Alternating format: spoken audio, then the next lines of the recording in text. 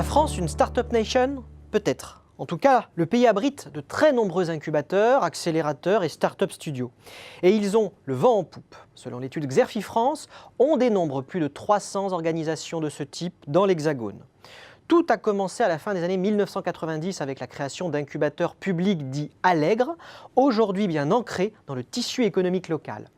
Se sont développées dans leur sillage les structures adossées aux écoles de commerce et d'ingénieurs, puis plus récemment des structures privées d'accompagnement spécialisées ou arrimées à de grands groupes.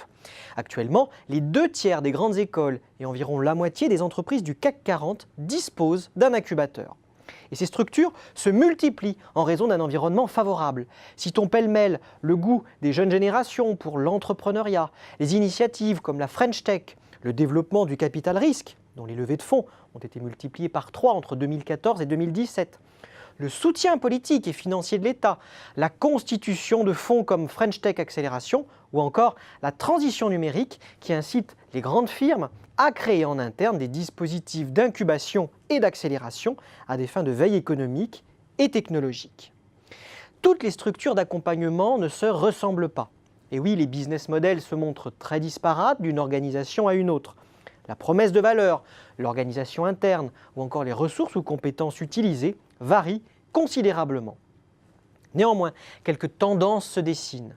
D'abord, les partenariats sont souvent la règle pour les structures nouvellement créées. Celles-ci optent également pour la spécialisation sur une thématique particulière afin de se différencier dans ce paysage concurrentiel foisonnant. En outre, le modèle Station F, sorte de campus de start-up, semble peu à peu infuser l'ensemble du secteur. Ce modèle a vocation à regrouper sous un même toit divers acteurs de l'accompagnement d'entreprises, des services administratifs et des investisseurs. Signalons enfin que les accélérateurs privés évoluent vers un modèle de fonds de capital risque.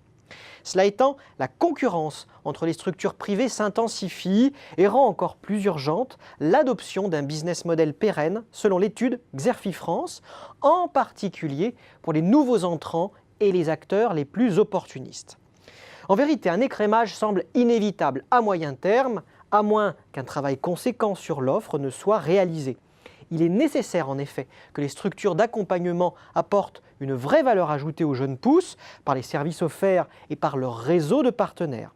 Il s'agit bien de répondre à des besoins de formation, de coaching et de mise en relation, d'autant plus que les mentors et investisseurs de premier plan manquent à la France, contrairement aux États-Unis.